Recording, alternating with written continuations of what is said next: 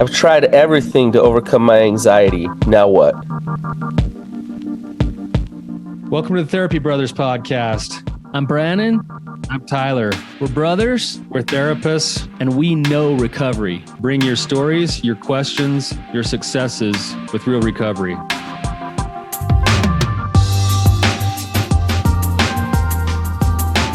Hey, Tyler, you ready to have some hard conversations? Let's do it. Let the Therapy Brothers podcast begin. Brannon, how's life going for you, man? Life is good. Life's good. Yeah. How's life for you? Great. For those, for those people who are watching this on YouTube, Brannon's in a garage in Hawaii because he decided to live in Hawaii for a month while he does the podcast. So he's at 5 a.m. inside of a garage, but somehow he still shows up for work. True dedication right there. True dedication. Yeah. Hey, I enjoy it. This isn't work. Yeah. Yeah, no, Hawaii. I come by this honestly. I went to grad school in Hawaii, so in a lot of ways, it just feels like I came home. It's like a trip home. Yep. Yeah. I told Rhiannon that I think that once your wife gets to Hawaii and remembers how much she loved it there, you guys might not be coming back. Yeah, that's true. Actually, we've been thinking that a lot the last week. He may never see me again. Yeah. So I'll just be sitting on a beach here. There you go. Yeah, no, it's paradise. It's an awesome place. So Yeah, good to be here. yeah. Well, but before we jump into the episode, just a real quick announcement. We finally have dates set for the Rising Sun retreat that we do every single year in the fall in Bear Lake, Utah. The dates are September 26th through the 29th, and it's one of the best things that Brannon and I do every single year. So I'm excited that we're finally got this thing nailed down and ready to go. Yeah, we're a little late to the game of setting the dates and getting on it. So, yeah, but I would sign up quickly because we usually sell out. In fact, every year we do. So, grab your spot while you can. Yeah. Speaking of that, one of our guests today, it's kind of cool. We saw the caller's name and I said, I think I know that person. And then he came on just now, right before we started recording. He's like, do you guys remember me? And I said, of course we remember you. And he's actually a former participant of our retreat a couple of years ago, maybe 3 years, it was 2 or 3 years ago. And so Tim, welcome to the show. It's good to see your face again. Glad to have you. Thanks for having me, guys. Yeah. It's been a little while since we've seen you and talked to you. Why don't you just kind of give us some background as to what you're currently still dealing with, get into your question, and we'll go from there. Yeah. So, well, first off, I just want to apologize in advance. I'm still in the process of learning how not to swear. So you might have to bleep something out here and then, but swear on here once in a while. So it's okay. You know, I just wanted to say thank you guys so much. Like, the journey that I had at Rising Suns was incredible. I still talk to a couple of the guys, individually, not so much in a group chat anymore, but, they've become lifelong friends and mentors.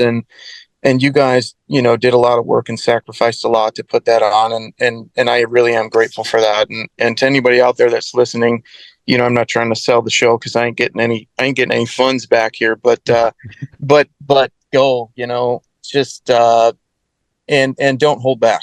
I have one regret from the Rising Sun conference, and that was not diving into the cave, but it's on my to-do list. So, but so my backstory is unfortunately, like most, grew up in a very rigid Christian conservative home. My father was very abusive mentally and physically, and destroyed our family. He was struggling with PTSD from the fire department, from being a volunteer fireman for a long time, and dealing with all that trauma, and also a lot of childhood trauma that he, still to this day has not dealt with. And I also think probably an undiagnosed sex addiction as well. And so that pain, that early pain, is what led me to start numbing out. I was introduced to porn very young. I mean, I probably was shown like a magazine maybe when I was 6 or 7. And it didn't start to become something that I used until I would say maybe 13 or 14 in my early teenage years. And then it just kind of skyrocketed from there. And the more that I used porn, the more disconnection I definitely came from my faith. And it became to a point where probably 17 and 18, where I turned agnostic.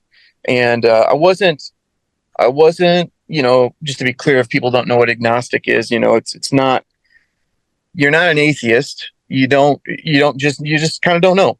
It's just kind of like, I don't know what I believe in anymore.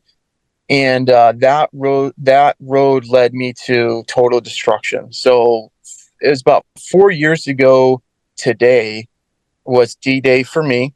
And that was where my shame and guilt and everything, I just could not deal with it anymore. And it just started overflowing. And, it got to the point in my addiction where if I would have continued on the road that I was on, I would have ended up in jail,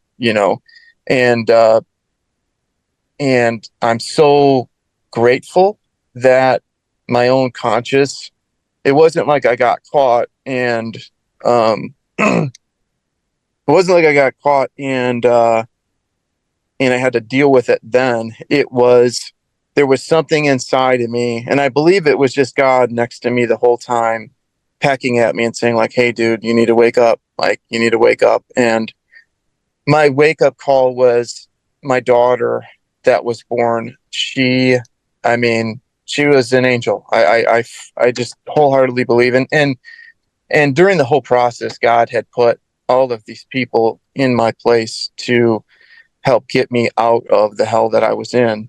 My wife being one of them, my best friends that turned into some accountability partners early on, a pastor that married us, so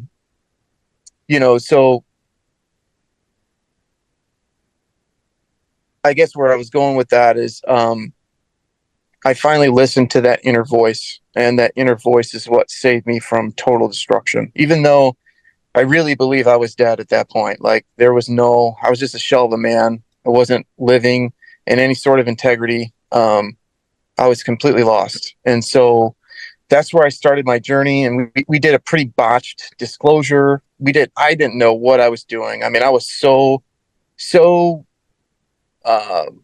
disassociative during the whole process, with anxiety and panic and fear. And I just couldn't show up for my wife at all. And we kind of early on, we started working with a CSAT. She had a lot of great aspects to her that helped, I think, started to bond our relationship back together. But she had a total botched view on healthy sexuality, and that, I think, really drove home this unworthiness that I had. So like, one of the principles that she would teach early on is I would teach her like, hey, or I would ask her like, hey, what do I do if I see a beautiful woman? Like, and she was like, well, like, she got real deep and was like, don't you believe that this is like you're at war right now, like, with what's in front of you, and like, so this is how you deal with it. When you see a beautiful woman, you blow them up in your mind. Or like, if you see a girl with a beautiful chest, you like take her chest and destroy it into 1,000 pieces, or like all this crazy stuff that's like nothing but self-rejection and shame, and I should be scared about everything in front of me. And so that kind of really hit home with me, because my whole life I've struggled with anxiety, depression, and OCD. And that just reinforced all of the faulty core beliefs that I already had, that I wasn't enough, that anything I see is bad, anything I notice is bad. And so, kind of where I'm at right now is, I've been in recovery for 4 years. I've done a ton of work. There's still a lot of work to be done, but I've done emdr, I've done plant medicine, I've tried I've tried CBT, I've done every ssri that I could handle, and none of it has worked. And probably the biggest benefits that I've had out of anything has been plant medicine, and that's been the most healing for me. but it wasn't long term. I think the effects of it kind of wore off around like the year mark. And then the anxiety and depression and OCD started to come back kind of tenfold. So, my daily life is surrounded with shame, self-rejection, and constant fear cycles. And I know all of it. I see it. I could see it happening. But the fear and control model feels so much safer than it is to step in my power and say, like, okay, like if I see a beautiful woman, it could be like, wow, she's really beautiful. I noticed that. That's okay. And then I'm going to shift my focus to something else. It just turns into like, well, did you look too long? Well, how do you know you didn't look too long? Like, and then the story just unfolds, like, and it just, just keeps me trapped in, the fear cycle. And one of the things that I really wanted to talk about, because no one I know has talked about this on the podcast yet, but so for those of you guys that struggle with OCD, POCD, sometimes it's called pure O, is probably one of the that's the hardest OCD thing that I've dealt with. I've done it all. I've done agoraphobia. I've done, you name it. Like I've dealt with it, but being convinced that you're a pedophile is terrible. Like um, there's no way to describe the complete loss of self. If you see a kid, I just want to run the other direction, and it's impacted my life at home. Like, and I don't think my daughter knows, but like my youngest, I have two daughters. My stepdaughter's 15 and my youngest is almost 4. But like, when I'm laying with my kid, I'm constantly protecting my crotch because I don't want her to touch it and me feel a sensation from it. Even I know, like, I know, like, you can get physically aroused from something that has nothing to do with lust or any of that nature. Like, I know all the sense behind it, but it feels safer to guard myself and, constantly be protecting myself than it does to just be present, so and it's super scary to be present. So that's kind of the gist of everything that's been going on with me. All right, Tim, just to be clear then, like the OCD that you have, the obsessions, the anxiety, is it around a whole bunch of different parts of your life, or is it specific to the things you just mentioned? I think it's more specific now, more around POCD. Although in the past, I've had struggles with a lot of different things with like, I'm driving down the road and I'm scared that I'll jerk the wheel and then drive off a cliff, or, or I'm going to like lose control of myself and murder somebody, like, or that, like any thought that you could have that's against my core being. If I have that thought, it's like, it's times 10. So, but specifically right now, POCD is kind of the trailing or the predominant patterns. I see a teenage girl and it's like the end of the world. I'm just like, you're a piece of crap. How did you notice that? Like, and I know it's not healthy, and I know that there's a lot of negative self-talk going in, but and thankfully for me, like, so I got back into to therapy again with one of Brannon's therapists, and I was telling her, like, for a lot of people that were struggling with addiction, like that shame cycle is what brings us back. And I feel blessed, enormously blessed that, I'm coming up on 4 years of being away from porn, and I'm so happy about that.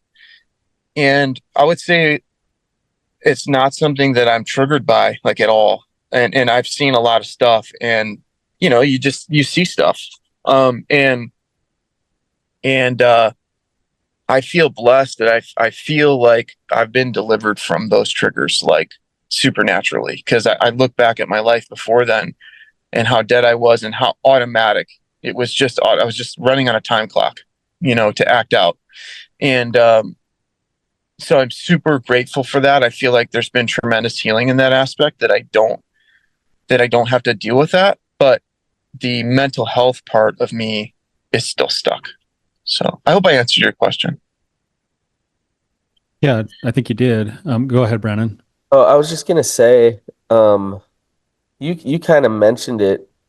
I was gonna ask you, what does the fear and anxiety do for you? And you said it gives you a sense of control, Yeah. right? Um, and like if you didn't have the fear and the anxiety, what would you have? What's another option? Well, I think it's surrender, right? It's being able to like be cognitive about it and be like, okay, like this is here, this is uncomfortable. I can notice this about myself, and I don't have to react to it. But if and tell me if I'm off on this, if there's a part of you that believes you're evil at your core, um, then how are you going to surrender? Because if you surrender, then you're going to just be you and do all kinds of horrible things, right? Right. You see what I'm saying? Yeah, there's the paradox there. Yeah, Yeah. that needs to be overcome. Yeah. Because there's a part of you deep down that believes that you're bad. Yeah, for sure. And you being good needs to control yourself so that you're not bad. Yeah. Is that kind of what you get caught up in? Yeah, I for a long time I would ask other people, specifically other men, and be like, hey, like, you ever notice like a teenage girl and like you find her attractive? And they're like, yeah, like that's totally normal, but I don't stay there. It just flees like another thought, it's just, you just pass it along. But if I notice it, because of my shame, I have to beat the living crap out of myself in order to feel like I'm good enough to be there. And then it's like, to what end? Like, do I have to live in pain my whole life because of my past? Like, can I forgive myself? Because that's what I feel like is blocking me. It's not like Christ's atonement. It's not that I know that I'm good enough in God's eyes. It's me. Like, it's me in the way of feeling good enough. And I don't know if it's just patterns and cycles that I need to reteach my brain, or there's something. I try not to get off base, but my childhood is so scatterbrained. Like, I don't remember a lot because of my trauma, and probably mental health as well. But I have tossed around the idea that maybe I was like molested as a kid, and it's so deep rooted that I haven't put the puzzle pieces together. Although I think about a person that I think is high on the list for this to happen. Um, but I feel like there's just some traumatic event in my childhood that hasn't been exposed, that needs to be healed, and that's what's attached to the shame. But you don't suspect or know what that is. You just kind of feel that something's there. Yeah, yeah. Like, my early childhood, all of my early childhood sexual experiences revolve around being at my neighbor's house. And that neighbor, we came to find out, was a peeping tom, and his son ended up coming out as gay in his early adolescence. And so the neighborhood seemed to suspect that maybe he molested his kid. There was some sexual abuse going on that we don't know about. And that person kind of took me under his wing. Like, we went golfing a lot together, and he took me to his shop. He had his own, he had his own business. Um, that person, sometimes when I look in the mirror, I see that person. Like, um, and so I don't know, where that came from. Like, I don't know if that was something that got worked into my mind in recovery based on some conversations that I had with other people about this person. But, you know, and at the end of the day, like, I'm willing to, like, if that happened, I'm willing to forgive that person. I just need to figure out how to heal myself if that did happen. And if it didn't happen, then that's great too. But, you know, I definitely feel like there's something deep inside that has not been healed that's related to my childhood. And I don't know what that is. I know that I know from talking to my dad and my brother and my sister that my dad almost strangled my mother. Um, I don't know if I was there for that. I know this almost happened to my sister too. I don't know if I was there for that either because I just don't. My childhood shot. I just don't remember anything. It's very spotty because it was bad. You know, it was not a fun experience. Like a lot of physical abuse. Yeah, yeah. I mean, I remember, you know, barricading myself in my room, like throwing my drum set, just moving my dresser, crawling out on the roof, just terrified to know what was going to happen if my dad found me. Did your dad, would he drink? No, no, he No? was never. No, he was just abusive. Just abuse. Okay. Yeah, Are your parents still together or? no, Well, I laugh because my dad. I feel so bad for my dad. My dad is so lost, man. He just can't get it together.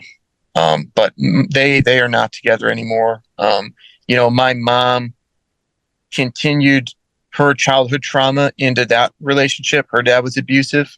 So, I mean, that's all she's known her whole life. And Hmm. she, you know, she's got a ton of healing to do, which I don't know if she's ever going to do. But yeah, they're divorced. I wish that my mom would have been strong enough to divorce my dad when they had gotten separated, and that did not happen. So that's a big wound too that I think I've harbored some resentment over my mom over the years, you know, with that.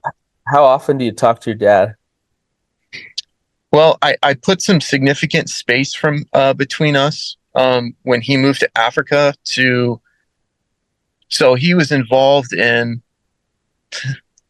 He was involved. He was getting scammed by some online women, which we're pretty certain he was cheating on my mom with during the course of their marriage and when I was still living with them. And you know, recently, I just like he hasn't owned his contribution to anything in regards to that, and he was constantly using me for financial stuff, and there's a lot of wounds there. And so I just and there's a lot of manipulation. Like he's really good at using the Bible to control people. Um, and there's a lot of toxic Christianity, you know, coming from his side of the family. So I don't really talk to him that much right now. I want to have a relationship with him if he's going to own his crap. But I don't think that's going to happen. Tim, was that a pretty standard thing growing up to kind of not only Yeah, have the physical punishment and the fear, but to have like the religious indoctrination through shame, fear, control, coercion, that kind of yeah, stuff? Was that pretty yeah, normal for you growing up? yeah, yeah. One of the biggest fights that we ever had was I didn't want to go to youth group because I had a bad feeling about the youth pastor. Like something in my core was saying like this is not a good person. And I told that to my parents, and my dad was trying to force me to go. And he was also not going to church at the time. And I called him out on it. And I was like, so you don't get to go to church. You don't have to go to church, but you got to force me to go to youth group. And that ended up in World War III. That did not go well. World War III physical, you mean? Yeah. Yeah. Okay, so you pointed out his hypocrisy, and then in order to make sure that you were righteous, he beat you into being righteous. Yeah. Well, he actually didn't get to me. That was the one time where I locked myself in my room, but he got to my sister and my brother, and there was a big physical altercation out in the front yard that I'm sure I saw some of, but yeah, I don't really remember a lot. It makes sense, Tim, as you're talking. Like, I don't know that we need to go find other new memories or anything yet, but there's something that I think you are alluding to that's probably true, which is that you, in a certain sense, it sounds like you were raised at a certain energy level. And I just wrote down several of those things. Just want to see, like, these are the energies and things that I feel like I heard your childhood. It was almost like the soup you were swimming in: shame, rejection, fear, anxiety, judgment, and control. Yeah. That was the currency of interaction inside the family system that you were raised in. Yeah. Is that right? Oh yeah. Yeah. Yeah. So, Tyler, can I add just a couple? yeah. There's a religious component with God of control there, and then there's this toxic masculinity, and an example of a man that you look at as really evil and just not good, not a good human being, right? So the toxic masculinity mixed with the religious control as well. So go ahead, Tyler. No, yeah. And it makes a lot of sense that, especially what we know about how we're raised, especially in religious homes, that most of us look to our father figures as the closest thing to who God is, at least when we're young and we can't think any otherwise. And so it makes sense that your relationship with God would get tied into this, but the same energies would carry through it. Yeah. And so now what I'm hearing you say, and I want to make sure this is clear for our audience too, so they understand it, is when there's having a lustful thought and then pursuing that lustful thought, which then means it's going to lead to something ineffective and cause you consequences. And then there's having a lustful thought, recognizing it, noticing it, letting it go, and moving on. And then there's having a lustful thought, and then you spend the rest of your time not even on the lustful thought, but beating the crap out of yourself for having potentially had maybe a lustful thought. And then you just put yourself through the suffering of judgment, self-judgment, and self-control and manipulation, and that's what you're describing here, Tim. You're 4 years sober from looking at pornography. Yeah. And now you're trying to figure out how to not beat yourself up every time you have any kind of a thought, especially when it comes to, like, of course, your children or whatever. Yeah. Yeah. And you're battling what probably feels just like your normal reality. You're battling all of that stuff: shame, fear, rejection, anxiety, and judgment. And every time you try to step out of it, it almost feels wrong to you, even though you know it's right. Yeah. So it's constantly trying to suck you back into saying, no, like, you're getting too good at being a little less judgmental on yourself, and you're getting too good at showing self-compassion. And heaven forbid one day you actually finally learn how to trust yourself and let yourself be a human being. That's like stepping into the wilderness for you, because it's not anything you've ever really known before. Yeah. Yeah. And it's like, I have all the ability to be able to trust myself. Like, I've done it. Like, I am doing it. I'm not doing it in a healthy way, but I can't even, I don't even know what it's like to be triggered. Like legit. I mean, I say that because, like, there's like so much shame in the way of me just being like even curious. Now there has been times where I've been okay, and I've been like, but that's the outlier, So then it's probably like, well, this is too easy. So this was easy, so let's make it hard, and let's go back to turmoil again. It's like, it's like being addicted to anxiety. It's just like, you don't know what it's like to be peaceful, so just go back to where you know. And I don't want that, but where I'm at. I think you just said something that's kind of important. Being addicted to anxiety, the anxiety it does something for you. In a way, like, you hate it. It's hard. It's affecting your life, but in a way you can't let it go. And addiction is that. It's a frenemy. It does something for you and it destroys your life at the same time. And I think until you really dive deep and deal with the good parts of the anxiety for you, will you'll never be able to let it go. Um, and so do you know what I mean by that? Like, are you saying that there's specific work to uncover what's good and what's bad about the anxiety so I can like know it and harness it and use it in a positive way? Or No, I guess what I'm saying is in a way you love it. yeah, It's a part of your identity.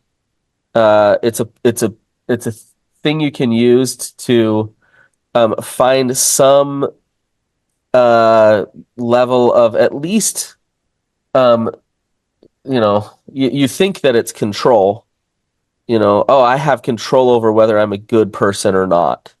yeah, Because if I let go of that control over whether I'm a good person or not, I don't really trust who I am or know who I am. And so I can come back to scrupulosity, anxiety in order to, prove myself, in order to be okay, in order to worry about whether I'm okay or not. yeah, And we come back to surrender again and again. But the reality is you're staying stuck in an anxious place because it's giving you that control. It's like, okay, I can do this. At least I can do this. You've done all these things to do surrender work, plant medicine, retreat. Like you've tapped into your heart. You've felt who you are, yeah, but at the same, but you haven't been able to trust that, to sit in it and fully let go. So you come back to that control again. Now, yeah, it makes sense hearing about your dad and hearing about your childhood, why you're saying, I'm not turning my will and my life over to the care of God here. No way. I don't trust God. I don't trust a masculine figure. I don't. And so I'm turning my will and my life over to the care of me controlling this in order for things to be okay. yeah. Which doesn't work because that allowed me to fall right on my face. You Yeah, know, it so, does, so far. it does work to like get some sobriety, like but then eventually you crash and burn. Yeah, Because um yeah, it doesn't work long term. It's not real recovery, right? right. So There's also another thing stacked on top of that, Brannon, with what you're saying. So it's that part doesn't work, but then you just, and this is part of the work maybe that's there, Tim, as well, as you just said something that I don't even, you said it so automatically that I don't know that you've identified it yet totally, that there's a rule to your life that's been established that things always have to be hard. Yeah, You're like, hey, this is starting to come easy. Like, I can stay sober from porn in it. I don't even really have to have a thought about it. If you're not careful, that brain's going to kick in and be like, but it's supposed to be hard. It's like, you maybe don't follow soccer much, but do you know who Lionel Messi is? I have no idea. Okay. Lionel Messi is arguably maybe for several years, he's been the best player in the world. He's on the short list of maybe best players of all time, across all soccer. And every time I watch Lionel Messi play, I have my own sort of like false beliefs get hit because he's the laziest player you'll ever watch play. Like he's like kind of just hangs out in his little area. He walks more than he runs, but he holds his position. And then at certain select moments of the game, he makes the perfect run, he makes the perfect move, he scores the goal, he wins, and he is the best player, one of the best players ever to have played the game of soccer. And every time I watch him, I cringe inside because I'm like, but he's so lazy. Like you're not supposed to be that good when you're that lazy, Yeah, right? And yet he's the best player in the world. So who's got the problem? It's me. I'm the one who has this core belief that things are always, if you're going to play, you're supposed to play all out for 100%. I have friends who go hunting, same thing. I'm the kind of guy who goes hunting. I'm like, I've only got all day. I'm going to go, go, go, go, go, go, go, go. The guys who are successful, they hunt for 2 hours in the morning, take a nap for 4 hours in the afternoon, hunt in the evening, and they're the ones that are successful. Meanwhile, I've just run myself ragged all day long because there's a core belief that you just got to keep going to be a good person and be a hard worker. It's yeah. like, wait a second. Does Yeah. that have to be true, Tim? Does that core belief that's just automatic, is it possible to pause and recognize some of that and just ask if it needs to be true? Does it always have to be hard? Do you always have to be difficult on yourself? Does it always have to be that way? I mean, the obvious answer is absolutely not. Like, and I know that logically, but I'm stuck in the loop where, even I can notice it. I can see it happening. Like, all right, I know what I'm feeling right now. This isn't something that I need to feel. But like these feelings, I don't actually have to agree with them. Like their feelings, I notice them, but I don't have to agree with them. But I feel, and maybe I'm off based on this, and I'm reading into the lines, but I feel like a lot of what I deal with is in like the spiritual realm. Like this is a generational curse that has been attached to our family for a long time, and I'm the only one curious enough and willing enough to try and break it. Like, because I don't want this for my kids, even though I'm transferring it. I'm sure I've already transferred a lot of it by my actions and my words and stuff like that. But like, I want to stop this lineage. Like, it needs to be stopped because this is the bridge between like knowing God and being loved by God, or just being like a fake. And I want that connection more than anything. Like I believe that I'm loved, but I don't feel it. Like, But Tim, go ahead, buddy. I think you're spot on with this generational stuff. Like when it comes to your trauma, but here's the thing. In order to be the chain breaker, in order to be the one that's not gonna live that out, God hath not given us the spirit of fear, but of power, love, and a sound mind. So you're perpetuating the generational patterns because you're living in that fear, thinking that you're the noble one that's battling. Yeah. And losing a sense of self all along the way. Yeah. And so I want to ask you, your plant medicine journey was successful. Sound like it was good in many ways. Yeah.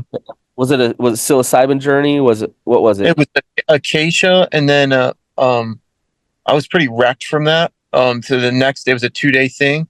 It's out by you guys in Utah with an awesome dude, this former Green Beret, but he it was acacia. Oh yes, I know him. Yeah, I know of him. Yeah. Okay. And the psilocybin, I had a lot of benefits from that one. I hope I answered your question, but I also want to talk about just real quick about the benefits. This is the wild part. Like, I overcame my fear of heights. Like, I've been on, I think, 6 plane rides now I used to always take medication to get on planes because I'm terrified of heights. I've done 6 plane trips without drugging myself. And I could stare out the window and look at the ground and just be like, this is awesome. And then if I don't do it for a long time, it's right back up there. Same with my fear of spiders. I bought a tarantula afterwards because I had like an encounter with the spider, and I used to hold him and let him crawl over me. But if I don't do it, I lose it. It's like I have to constantly be in that arena. Otherwise it comes right back. I think Tim, you're kind of maybe answering part of your original question though. And first thing I want to say is good job on everything you're doing already. What you've done to get yourself sober is good. I hear it and see it. And I told you this before we started the show, but even your demeanor and your energy is different today than it was 2 or 3 years ago. Like you can tell that there's been some work done on you, and maybe you're not making the progress at the speed you want to, but there's, and Brannon, I don't know, you might chime in on this, but there's some good things happening. Like you're recognizing some of your thought patterns now, and at least considering them and challenging them that you never did before. That's work that's worth continuing to do. You need more repetition on that. You're way less judgmental of yourself, at least when you talk to us, than maybe you were before. So there's some movement there. Like there's trends in the right direction. I do think there's some things that could be done to help. One thought that I'm having, and this is a couple thoughts actually. The first one comes from some of Joe Dispenza's work on being addicted to emotions, and he talks about how our emotions are so powerful that when something happens in our world, our body kicks off a response to respond to it, and eventually, if we're not careful, we wake up and our body is now the master instead of the mind because we've subconsciously just given it to those powerful experiences. And what we have to do, he claims, to change that is that we have to, instead of fighting the thing that's in the moment, we actually have to start envisioning a different life and experiencing that different life through repetitions in our own brain, through imagery, through, repetitions of imagining new experiences and letting our brain grab onto those as if those are real too, because the brain doesn't know the difference between the two. Yeah. So looking towards the new life, towards the new energy, your visualization, your affirmations, your self-compassion, your daily's work, all of that is towards the new life. Yeah. While you're also noticing these thought processes and trying to change them. But the bigger issue to me is this, like shame, rejection, fear, anxiety, judgment. Brannon added in religious control, Yeah. all of that stuff, toxic masculinity. What if every time you felt some of that old stuff, you not only did the curiosity of where did that come from and what's the belief and do I have to believe it, but in the aftermath of that, you moved towards something like love, compassion, trust, peace, or surrender. And that just became the loop, the repetitious loop towards those things. Not that you're going to live them all the time right now, but to know that that's the fuel source that you're trying to put in your tank now instead of the other. So every time you notice the other one and become aware of those feelings, that becomes the catalyst towards, well, what are the places where what are the things I do? What are the things I think? What are the people I talk to that elicit compassion, trust, peace, surrender, love? What are all of those things? And I'm just going to do reps on that every time I notice it. Yeah. So how do I get there though? That's my question is, do you think it would be effective to like carry a journal around with me, like just a pocket journal, and then like in the moment, if I'm feeling something, like write it down and then maybe write like an opposing, like a powerful, like something kind, like some self-compassion, like write it down. Cause that's something I want to do, to add into my dailies is to practice self-compassion somehow and some self-love and to, start rewarding myself for being a good person, Trusting yourself. Yeah. I think you're spot on there. Like you having self-compassion in your dailies absolutely should be the thing that you're focusing on a lot more than whether or not you're lusting. The one thing, and Tim, I want you to hear me say this to Tyler, and this might be a little hard to hear, but Tyler, you're kind of going on about how he's doing the work, and his demeanor is better, and in a way though, like you don't want that to be the case. You don't want it to be the case that you are healing. You don't want it to be the case that you are the man who's done a lot of extremely difficult work and has let go of a ton of stuff. You don't want that to be the case, or at least I'll say it differently. You don't want to believe that that's true. Because if you believe that that's true, then you don't have to work so hard and keep in control. So you want to be the piece of crap who continues to lust, who continues to be a possible pedophile. Think of that, like the worst thing you can think of. Like that's what I'm afraid that I am. Right. Yeah.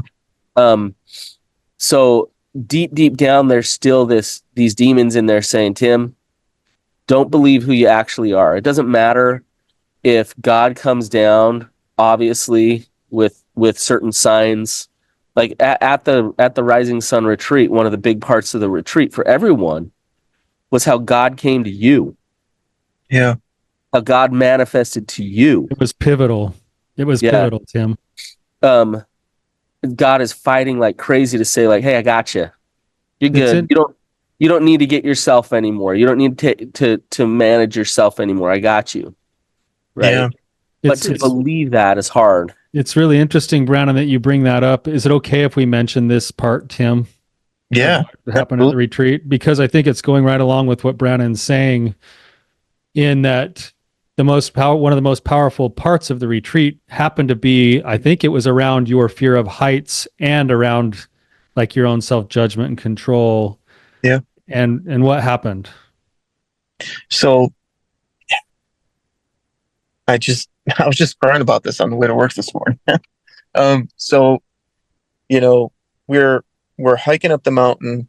Well, first of all, I had no idea we were going to be climbing a mountain. That was not in my books forever. Like, that was not something that I was capable of. And so, we're just like journaling at the base of the mountain. Then all of a sudden, Tyler's like, all right, get buddies and hike up the mountain. And I'm like, what? Like, I don't have water for this. Like, these are the thoughts that are going through my mind. I don't have water for this. I don't have enough food. What happens if we get lost? If we get lost, I'm going to die on the side of the mountain. My wife's never going to find me. Like, this is the fear mindset that I'm plagued with. And I'm like, well, we're going. Matt's going. Matt's my buddy. And so we're going. And so I make it like halfway up the mountain. I start having a panic attack. I had Ativan with me. I took a half Ativan and I was like, all right, I need to get my heart rate down because I drank all my water. Like, I was like, I'm going to die. Like, this is my thought. I'm going to die on this mountain. And so I'm like, but I just like something within me is just like, dude, you got to keep going. You got to keep going. And like, I just like one step after a time, like one step. And the next thing you know, I like turn around. We're like 3/4 of the way up the mountain. I turn around and I look out and I'm like, I am higher than I have ever been in my entire life, like consciously. And I'm like, I just like fell to my knees and I'm like, just like petrified in fear, like overwhelmed with anxiety, overwhelmed with panic. I'm like, I'm not going to make it down. Like, I'm going to end up, they're going to have to medevac me out of here because I'm panicking so hard.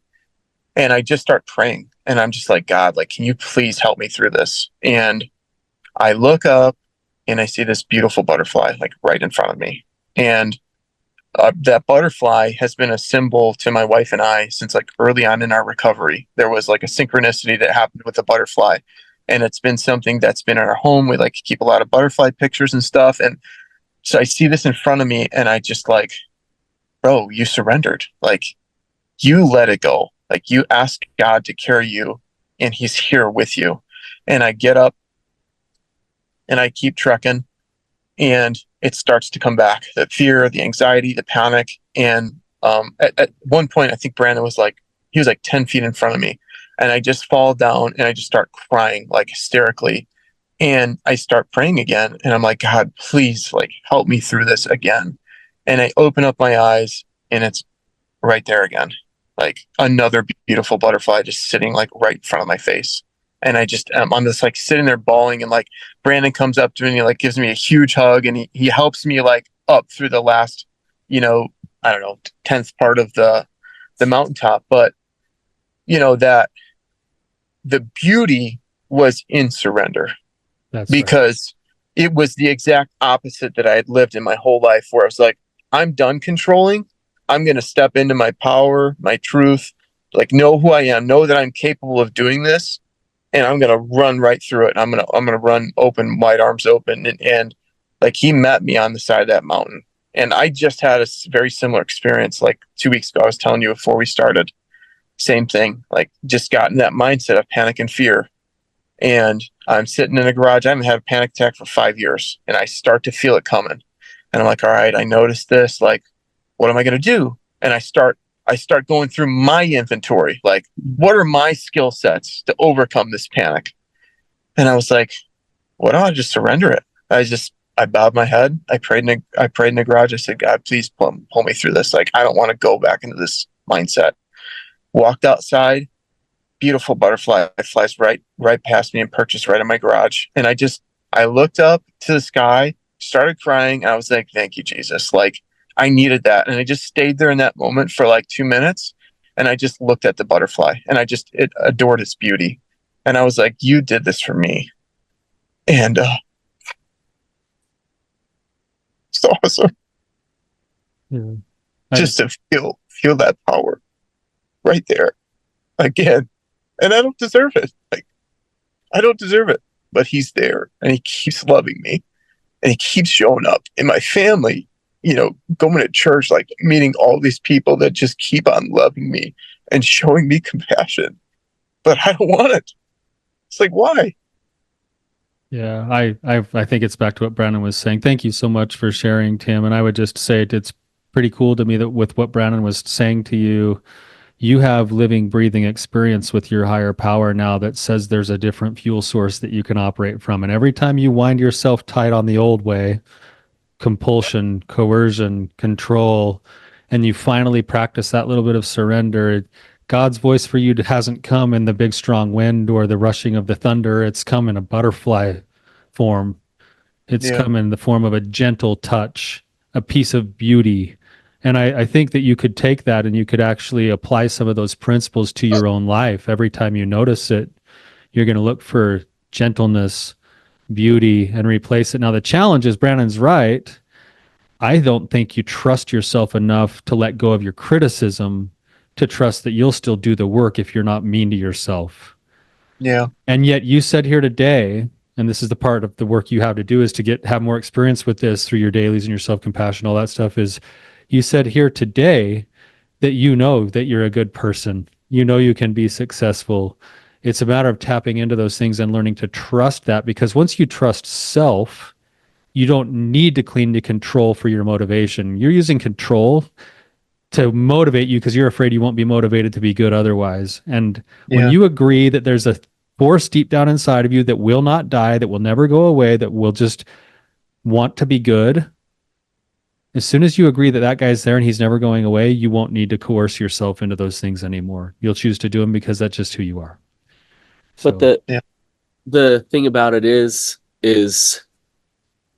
you say you're addicted to anxiety. Addiction numbs pain and discomfort.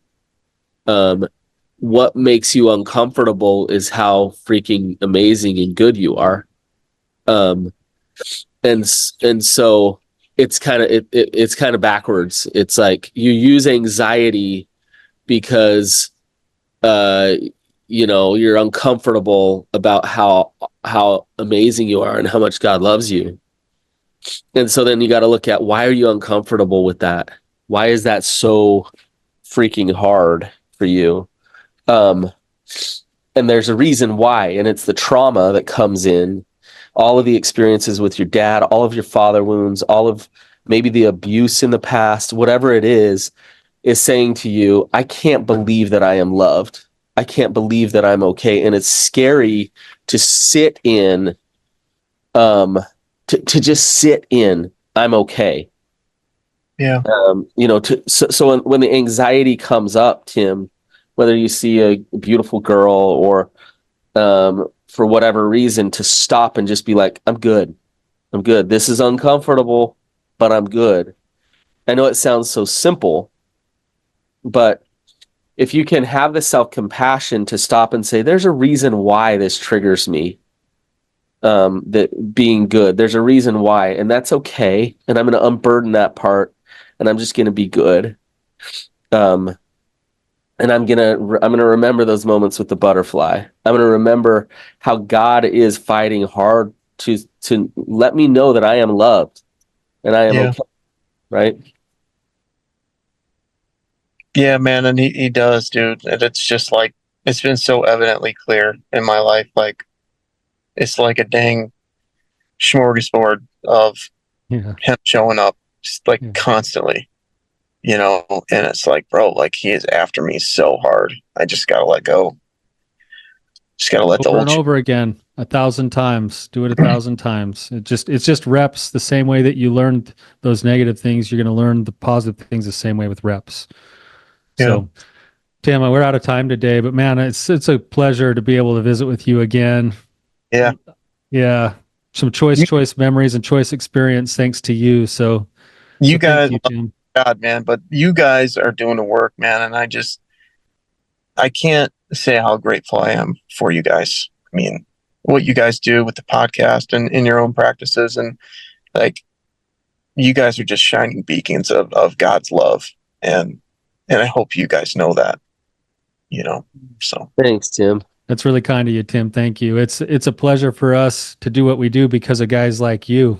You're the reason that we do what we do is because we get to meet with people with you who are striving so hard to live good lives and be wholehearted. And yeah, so thank you. And thanks for coming on. For those of you guys listening, if this resonated with you or you want to throw a shout out to Tim, you can do that through the reviews, or you can send us private messages too. But until next time, you guys, keep on keeping on. see you guys.